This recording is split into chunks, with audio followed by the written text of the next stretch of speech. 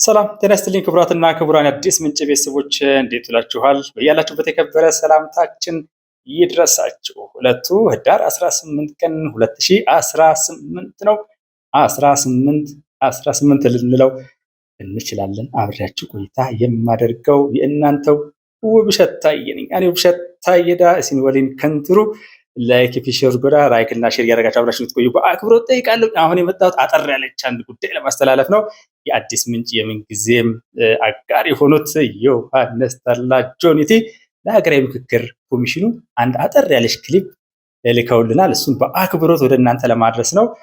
ኢትዮጵያ ትጣራለች፣ ወንድም ከወንድሙ አይተራረድ የሚል ርዕስ ያለው ነው። በእውነት በጣም የሚያስደስት ነገር ነው። ምክንያቱም ይህ ሀገራዊ ምክክር እዚህ ለመድረስ ብዙ ነገሮች ታልፏል። በአንድ በኩል ብዙ ትርክቶች አሉ፣ የሚያለያዩ አፍራሽ የሆኑ ትርክቶች አሉ፣ ብዙ ችግሮች፣ ብዙ ጥያቄዎች፣ ብዙ ቅሬታዎች አሉ። ቅሬታዎቹን በሙሉ በሬ ወለደ ናቸው፣ ተረት ናቸው ብሎ መደምደም አያስፈልግም። ብዙ ወደኋላ ስንመጣ የምናነሳቸው ነገሮች አሉ። እንግዲህ የተለያዩ ሀገራት ተሞክሮች ብዙ ነገሮችን ይነግሩናል። እኛ እንደኛ ነው ልንሆን የምንችለው የሳውት አፍሪካው ነው የሚል ሌሎችን ሀገሮች እያነሳን የኮሎምቢያውንም እንደዚሁ በቅርቡ ኦልሞስት ለ52 ዓመት አካባቢ በከባድ ጦርነት ውስጥ ከቆዩ በኋላ በእርስ በርስ ግጭት የሚያዋጣው መነጋገር ነው ብሎ መጥቷል። አሁንም እንኳን ይህንን እየተነጋገርን ባለንበት ሰዓት በተለያዩ የሀገራችን አካባቢዎች ግጭቶች አሉ፣ ሰዎች ይሞታሉ፣ ጉዳቶች አሉ፣ የሰላም መደፍረስ ያጋጥማል።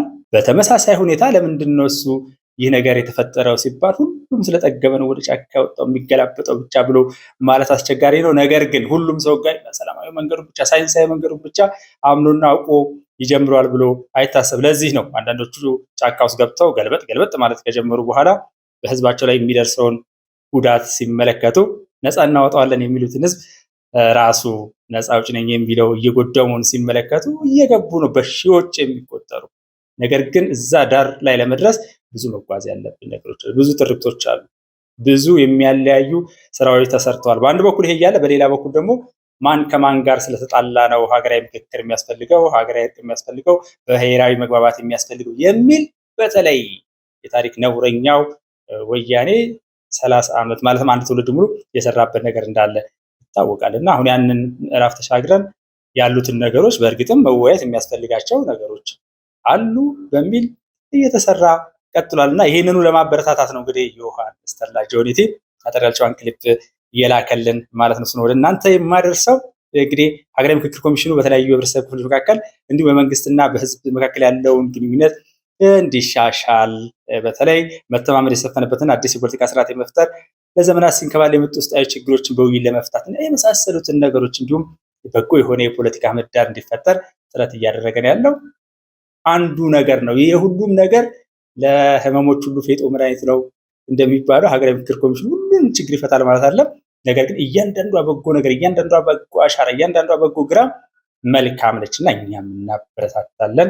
ወዳጃችንን ጆኒቲን እያመሰገንን ቀጣዩን ድንቅ የሆነች ክሊፕ የኢትዮጵያን ጥሪ እንድናዳምጥ በታላቅ አክብሮት ነው የምጠይቀው። ይህንኑ በተመለከተ እንግዲህ ለኢትዮጵያ ሀገራዊ ምክክር ኮሚሽን ለኮሚሽነሮች አድርሻለሁ ይሄንን ክሊፕ። ያው ስማቸውን አልጠቅስም። በቀጥታ ለዛ ነው ለሀገራዊ ምክክር ኮሚሽኑ የተዘጋጀ ነው። አዲስ ምንጭ ላይ እንግዲህ በዚህ መልኩ ቀርቧል ማለት ነው። ሁሉም አሻራውን በሚችለው ነገር ያድርግ የሚለውን ነገር ስለሚያመለክት ነው። ይሄ ወዳጃችን በሙያው ይህን ነገር አድርጓል። ሌላውም ደግሞ በሚችለው ነገር ሁሉ ያድርግ። ይሄ ብዙዎች እንዲያበረታቱት ለማድረግ ያክል ላይክ እና ሼር ማድረጋችሁ እንዳትረሱ። በተለይ ደግሞ ሰሞኑን አዲስ ምንጭ ላይ ያሉትን ርብርቦች እየተመለከትን ነው ያለውና በጣም ይገርማል። እኛ ኢትዮጵያን ብለን ነው እናንተ ኢትዮጵያን ብላችሁ ነው ያላችሁት። እና ሰላም ለኢትዮጵያ፣ ሰላም ለኢትዮጵያን፣ ሰላም ለመላው የሰው ዘር ይሁን። ሀገር ትጣራለች። ጆኒቲ ይቀጥላል። ሰላም እንቆይ።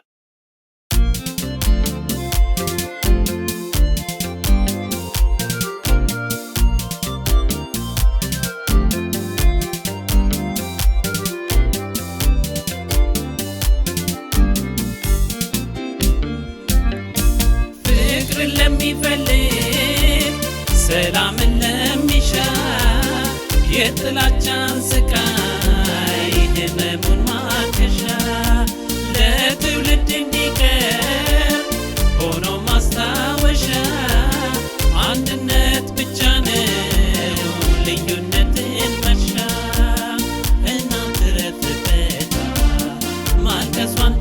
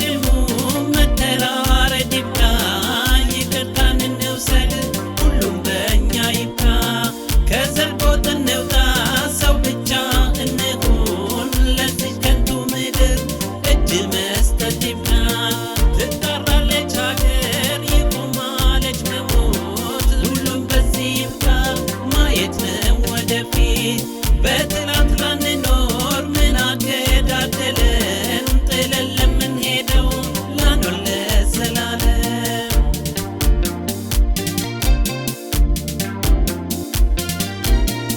መረዳዳት መተሳሰብ ለአገራችን ለሕዝባችን አንድነታችን ኅብረታችን